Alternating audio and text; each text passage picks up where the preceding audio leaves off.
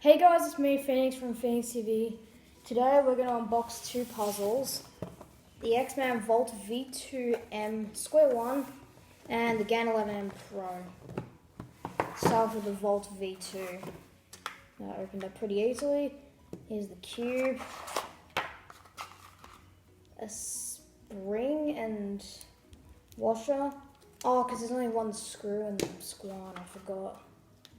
And that's it. Thought they'd be replacement magnets, but apparently not.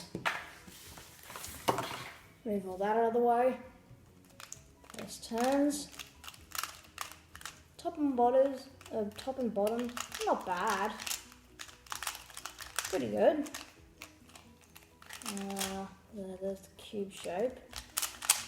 I'll probably use this as my main since, well, my Yoshinoko Magic Square-1 has like a white part of the green center. I don't know if it's even obviously illegal like that.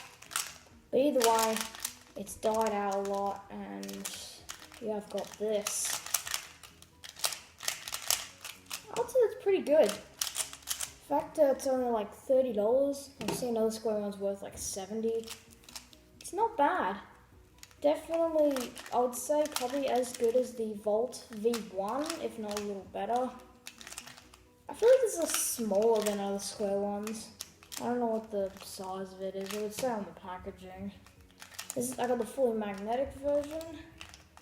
And yeah, I definitely would prefer having the fully magnetic version either way because, well, it's just going to get very unstable if I didn't. Okay. Do a solve right here.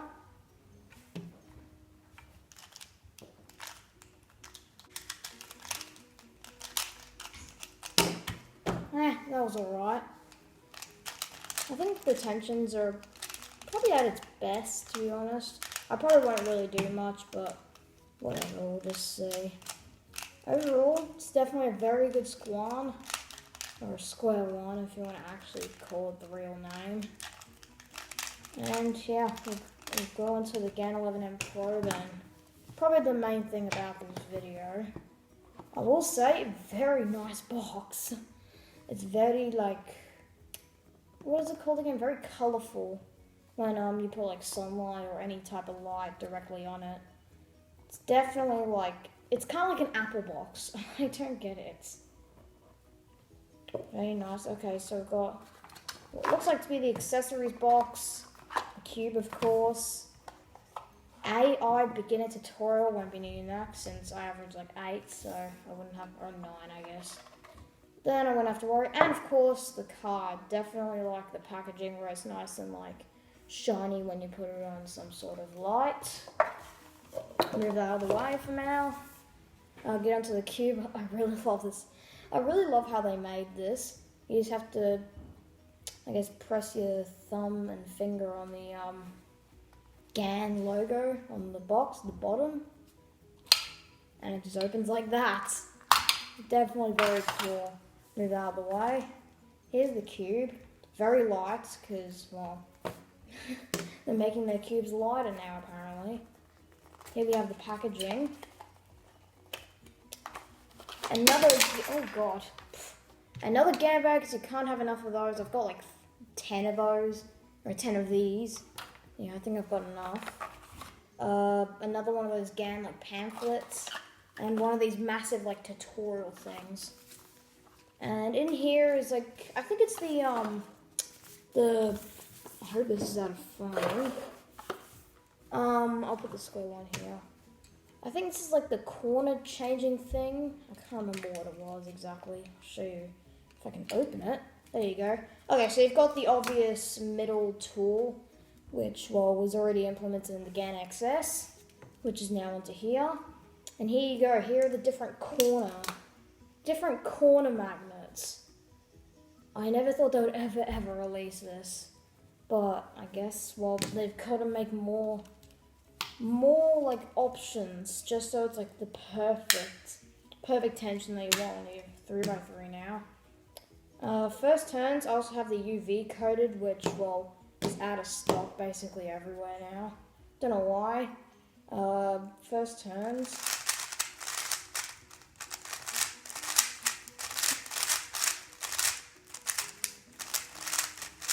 That's very good.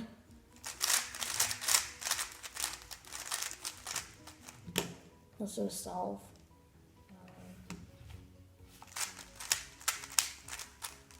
Oh no.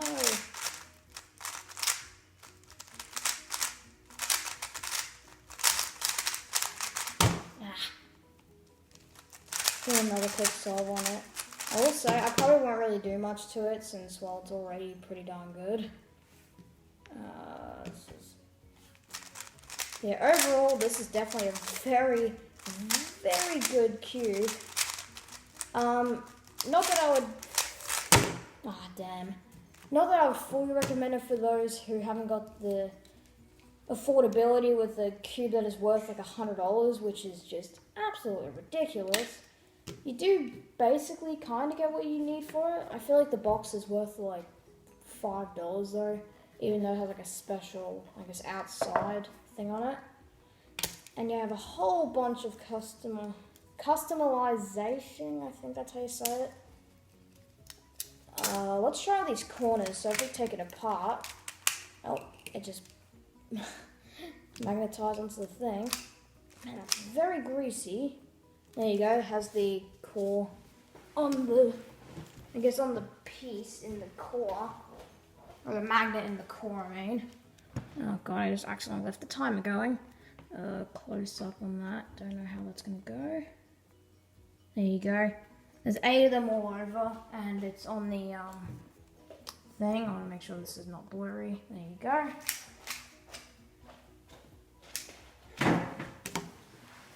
Now we can stop this timer that has randomly just gone.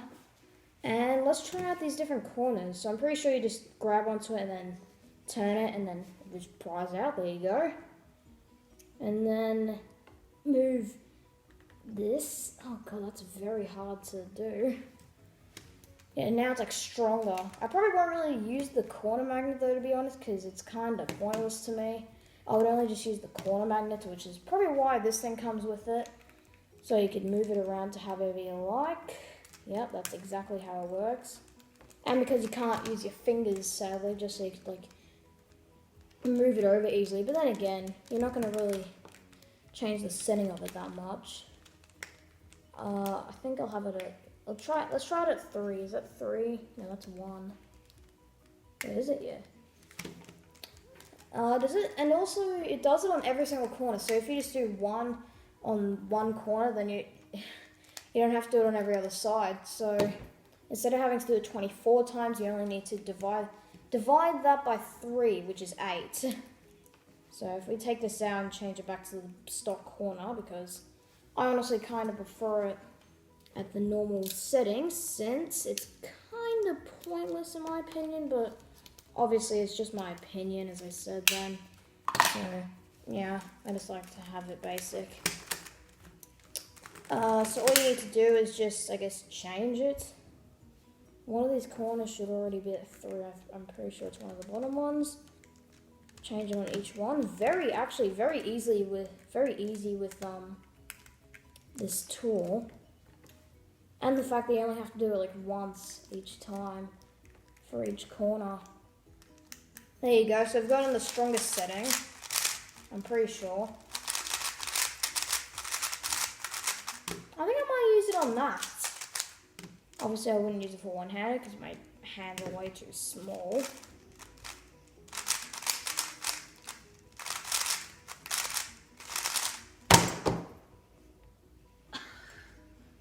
Well, I got lucky that time. Why is the timer not working? Oh, there you go. PLL skip. But obviously that was just luck, so it doesn't really matter, does it? I feel like I would have it on the strong magnet system, or setting, because, well, kind of makes my turning more accurate. Which is a good thing, because then I can improve my time some without having to lock up. And get like 8 averages, which is what I've been getting recently. And yeah, I think I'll solve this and then I'll go over to my overall, I guess, verdict on how these puzzles are.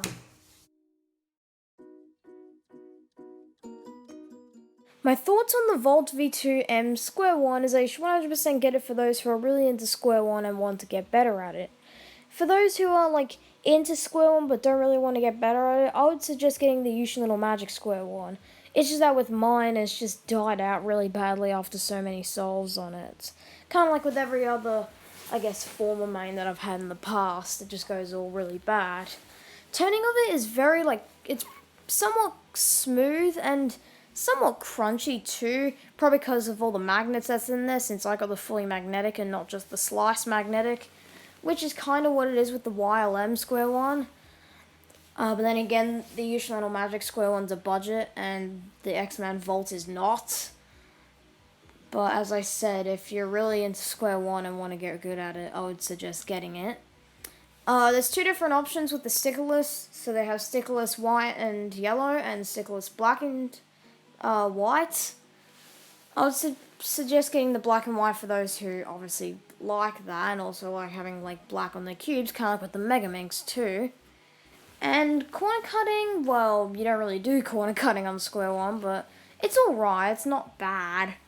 And I feel like there's one more thing to say, and that is that the price of it is around $30 or something. It's a little cheaper with the sliced or slice only one. And that's my overall verdict on that, or I guess thoughts. Let's go over to the X-Man. Oh, not the X-Man, the GAN11M Pro, since I have more to say with that. Okay, here we are with the GAN11M Pro. First of all, I think there's 4 different versions of the GAN11M Pro that you can get, and that is the UV coated, which is the one that I have, the normal stickerless, the rubber stickerless, primary, those 3 are, and I think the black one, which is just the normal one. Not in black stickered, but like black internals and stickerless, kind of like with the GAN XS and the GAN X. The added features too are definitely very, very smart with the core magnets and the other, I guess, what do you call it? The interchangeable magnets from the corners and the corner stalks, as well as for it to be just how you like it. With the corner stalks, for me specifically, it's not very useful, but obviously it would be for others. And also, with the AI beginner kit thing that it comes with it, it's definitely a very good idea, but not for people that have already had GAN cubes in the past that already know how to like solve a cube. But if you want someone that's interested, or if you have someone that's interested in solving the Rubik's Cube, you can like give this guide to them, and it would lead them straight to like a website where you could solve it. I would say it's pretty cool. You also have the normal GAN card, which is very, very cool, and well, much better than the other ones, to be honest. I don't know what the point of it is, but maybe it's like GAN points that you could use while you're over at the GAN store, which I would say is pretty cool, but I'm not too sure about that exactly. Now, with the turning and the performance, very, very good. It's very fast, also very stable, and if you have it at strong magnets, you can definitely have a very good turning style with it. And one more thing to say is that with the sensors, they're already the same as the XS, but also a very good option. I don't really think they need to change that for quite some time. And yeah, I would definitely say it's like a 9.5 out of 10. Not 10 out of 10 because, well, it's not the best cube that I've ever had in my entire life. In fact, I don't really have one, but whatever. It's not, you can't have a perfect cube either way. But this is still a really, really good cube either way. 100% recommend it. I'll see you in my next video, since, well, that's really it to talk about. And yeah, I'll see you in a couple days for my next unboxing. Peace out.